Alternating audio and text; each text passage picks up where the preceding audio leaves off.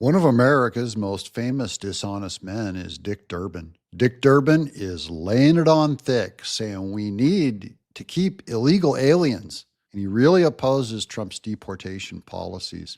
He forgot what it means to be an American. He forgot what it means to protect our own workforce, to make America great again, to sustain itself, even in our manual labor. We need to be able to sustain ourselves. That's going to have huge market repercussions, but that's what happens when you move from living a lie to living in reality. Welcome to the Doug TenNapel channel. Dick Durbin, Durbin the Turban, we used to call him. Wrong answers only, please. Frequency, if you want to continue a successful dairy operation.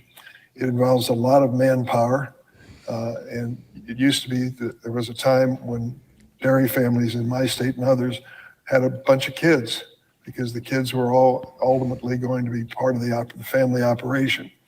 Those kids are not sticking around on dairy farms as much as they used to. Now comes the problem. Why did you abort them all? They come up with a problem, okay? I agree this might be a problem. I have a bunch of hog farmers in my family. Their kids, many of them, took over the hog farms. Some take off and don't take off. He never thinks the solve of that problem is to have lots of kids. How about that being a solve? Pro-life, we love people, make lots of people. How about a tax relief or a benefit for having more kids, given we have a population collapse and we don't have enough of a population for farmers to sustain their farms? Why can't that be an answer? What about buying an Elon Musk robot to help run the dairy? Let's get a big army of robots. By the way, these robots are going to cost less than a car. They've put a price tag on them, about $32,000. Cost less than most cars to have a laborer who is owned by your family, who doesn't disobey, doesn't sue you.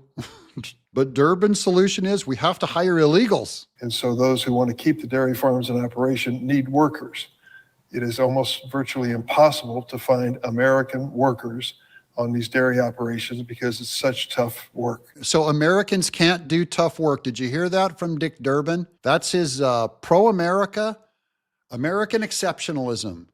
It's hard to find American workers to do tough work. That's what he says about farmers. That's what he says about rural communities. From what I know of rural communities, that's not true, Dick Durbin. And so migrant labor becomes a critical part of the operations in dairy. Not migrant labor, Dick Durbin, illegal migrant labor against the law that you took an oath to keep, protect. You're saying we have to have lawbreakers. I can recall this lady said to me, if I can't get migrant laborers to work on my dairy farm in northwestern Illinois, this is the end of it, Senator. We can't continue. I don't have enough family members, and certainly there are not kids or anyone, workers in town who are anxious to get up at 5 o'clock in the morning and start milking cows. They couldn't find anyone in America to get up at 5 in the morning. I can find 1,000 kids right now that'll get up at 5 in the morning and play PlayStation and Xbox. 5 in the morning, they're not Uber drivers. There aren't delivery people. I go to a men's Bible study. There's 12 of us that get up at 5:30 to be there at 6 a.m. He's saying, no, you can't find them anywhere in the towns. They're not there. They're not there. We have to get only illegals. Here's another thing. This is another Democrat. Hispanics, Guatemalans, Venezuelans who come over the border, pick our fruit, get up at 5 a.m. and milk those cows for under market wages. You don't have to pay taxes. You'll get paid in cash under the table. We need to keep this underground, permanently illegal, in the shadows, black market of human capital, minorities, mind you. Remember, the Hispanics went to Trump in overwhelming numbers, probably because they're tired of the Democrats just saying, look, you have a low ceiling. You're going to pick our fruit. You're going to be our nanny. You're going to mow our lawn. You're going to work at the fry cook at McDonald's, and you're going to do roofing, anything that requires hard labor. You're going to do that, and that's all you're going to do. They never say you're going to code, you're going to work at an electron microscope, you're going to do quantum theory, you're going to work at the Hadron Particle Accelerator. It's never that. You're brown, you're short, you're a little Aztec, you're a bunch of Jawa garbage collectors. That's all you are to Dick Durbin. Permanent slave class. They say this, he's saying it with a straight face. Look at him. That's part of my lifestyle. Similarly, a lady from the Illinois Farm Bureau said, well, now that we're on the subject, I have an orchard in southern Illinois. We grow peaches and apples. And I will tell you that I've given up the thought of hiring any local young people to work in my orchard operation. They just won't do it. She said, I've got a fruit stand out by the highway. I've enclosed it, I've air conditioned it. I still can't get young people to man the cash registers and sell the apples and peaches on the side of the road. So I need an illegal to handle all those cash transactions. When I was a kid, my first job was picking berries. By the way, all the other people picking berries were Hispanic illegals. Their whole families would come out, but I worked picking berries, cheap, picked peaches, picked watermelon. I worked at Foster Farms, the main feed mill. It was the hardest job I ever did in my life, but it made me into a man. And maybe that's what our youth need, is to encourage, to treat farming and doing hard labor the way that we have honor for, like, going through boot camp in the military. It's an honorable thing for hard work. They haven't heard that in generations, Dick Durbin. The marketing is terrible. You have a bunch of boomers like you that ruined the whole world and told their kids, I don't want you to break your back like I broke mine. Go to college, get a degree, get a nice desk job where you'll have a vein thrombosis on the back of your leg from sitting in a chair all day. Your eyeballs will dry. You'll sit there on your phone all day. Then you go to work and you sit in front of a screen all day and bake your eyeballs. Then you go back home on your phone and you stay on your phone all day. Maybe play some video games also on a screen. Then you go to bed and repeat that. That's their dream. The boomer's dream is to turn your kids into wasting away, bloated, half men, gaunt, under fluorescent light, buzzing on their face, a fluorescent light suntan. That's his dream. Your youth, Durbin believes, American whites do not do this labor. We can't find them anywhere. She goes into town. These are also both two personal experiences. So now anytime someone presents you with a personal experience argument, you can always counter it with another personal experience argument. You argue generalities with generalities. You cannot argue a generality with a specific, because I can always go find another specific story where I know someone whose kids do work for them in hog farming. They're all millionaires, by the way. We have kids that do take over the dairy. I know someone. I'll just go to them. Chuck Mangiota of Fresno, California. His kids are working with him on the dairy. I just beat your argument. Now what, Dick Durbin? I beat your specific argument, personal argument, with a personal argument. They just don't like doing it. And so, well, I don't like my job. You know how many kids like their jobs? Give them a job, give them any job. I worked in video games. I didn't like my job. I was a showrunner, getting paid more money than I've made in my whole life, on VeggieTales for 4 years for DreamWorks and Netflix. I did not like my job. Anyone out there ever not like your job? Anyone out there? My dad swung a hammer for Foster Farms building chicken houses for 30 years, 35 years. Do you think he liked his job? He didn't go to his job. Now, the whole idea that you get a job that you'll love to work at, that's just not every job, friends. It's most jobs. You know why they pay you? Because you wouldn't do it for free. That's why it's a job. You pay people. Now, we're going to have to get into the market principles behind picking fruit, because we should not be paying as cheap of prices on anything because we've been living a lie. We've been underpaying our lawn workers, nannies, people at the fryer at McDonald's, people picking our fruit, doing our roofing, for those to be a wage that will attract people and compete on a legal market. When you remove this illegal market of illegals undercutting everyone, working for slave labor because they don't have any rights, when you let the market weigh in on that, suddenly everyone will realize fruit costs more. That is the true free market. But you're paying for honesty. You're paying for what it's actually worth, what it actually costs to do. Now, maybe people will realize, hey, fixing my roof is too much. Maybe mowing my lawn is too much. I have to go mow it more myself because I can't afford the lawn guys now, the legal ones, but it might drive the cost up. But that would be an honest price to pay. When you pay tax-paying citizens, that cost is going to go up because we've been living a lie.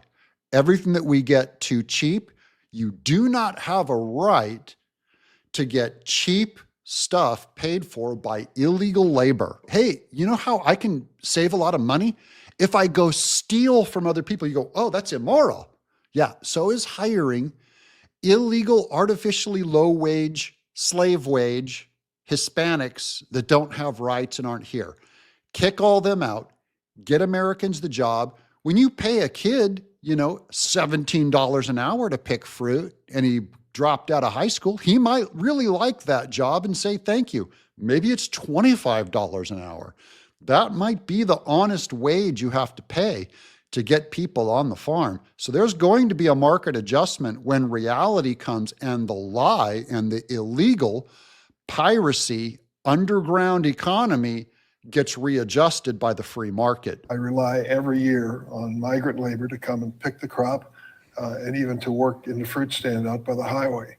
That's a reality. And she says, I'm done if I can't get migrant workers. I got another reality. I'm done if I can't cheat on my taxes, Dick Durbin. Can I cheat on my taxes? Oh, it's illegal. Just like hiring that laborer, or I can't afford my insurance. Maybe I'll fake a car accident and get a nice settlement through insurance fraud. You'd go, you go to jail. You broke the law. Yeah, but you just now said the law doesn't mean anything when it comes to our citizenship and picking fruit. Suddenly the law magically doesn't exist to Dick Durbin and the pro-illegal immigrant workforce people. Trump is right on this one. Get them out of the shadows. Let the market readjust.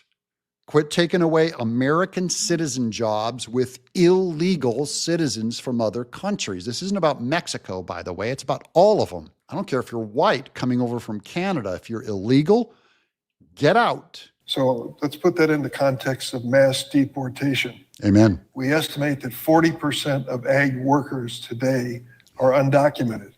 That means that literally they're working in most cases, many cases, I should say, without legal authority. That's a crime. That's called crime. This makes me sick. 40% of an entire industry is illegal, and he's trying to protect it.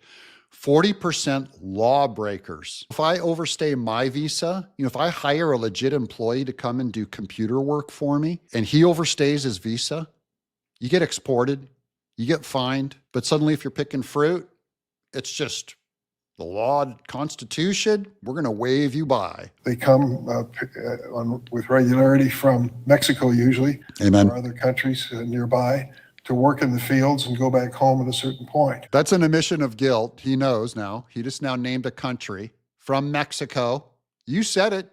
They are illegal while they are here, but they're doing valuable work. They're paid for it. It's backbreaking work. Things that people just ordinarily don't want to do. If I work really hard at cheating on my taxes, I get a pass. If it's backbreaking for me to do it, I'm a criminal. I steal refrigerators. It's backbreaking work, Dick Durbin. Let's put that in the context of mass deportation. If the Trump administration decides to use the Department of Homeland Security, which Governor Noem is seeking to head to enforce mass deportation, what's going to happen in that orchard? What's going to happen on that dairy farm? What's going to happen in so many agricultural pursuits where migrant labor, undocumented labor, is critical to the operation? What's going to happen to the IRS if you make people pay their taxes? What's going to happen if you make people drive the speed limit? What's going to happen if you make people drive sober? This is not an argument, Dick Durbin. You're making my point. What's going to happen is the free market's going to come in and make things right. Well, I can tell you in many instances, they will be removing the very workers that pick the crop. And so what does that mean to Mr. and Mrs. America? Wait till you go to the grocery store in the produce section and look at the selection you have today and mark it in your mind because it may not be there tomorrow. Ooh, boo, you're going to take away the fruit. If you remove fruit, if there's no fruit left and the eggs start going down and the milk start going down, people go, wow, we got to readjust here. We better pay more if we want it. We better take care of our farming. The answer is not to create an illegal, but I do have an idea. One illegal that I would like to do is to take Dick Durbin's job. I would like to allow one illegal citizen to take someone's job, and that is Dick Durbin's job, because I think we can live without him working in that job. When he gets his job stolen, and we'll pay him half. We'll pay the illegal guy half of what Dick Durbin makes. If the people who pick the crop, who grow the crop, who man and provide resources for the dairy operation. Yeah, the slave owners, the masters in the house, this whole thing, this whole sob story. And he's trying to protect lawlessness here. Guys, this guy is supposed to represent us. He swore an oath. The illegal didn't swear an oath. The illegal came over and he's breaking the law. You know who's worse? Dick Durbin. Dick Durbin actually took an oath and now he's advocating against it. Are gone. Many of these farm operations will be gone with them. So I asked Ms. Rollins, who's seeking to be Secretary of Agriculture, are you going to warn the people in agriculture states like Illinois and Texas that mass deportation is a threat to their workforce? And she said, of course, she wouldn't answer that directly. I wasn't surprised by that. These people hate you. These senators despise you. They despise America. They despise American citizens. They despise the work ethic, and they despise the Hispanics, whom they drive into sin. They are providing a temptation for illegals to come and live a lie and break the law. They're helping them sin. They're helping no one. I'm Doug in exile.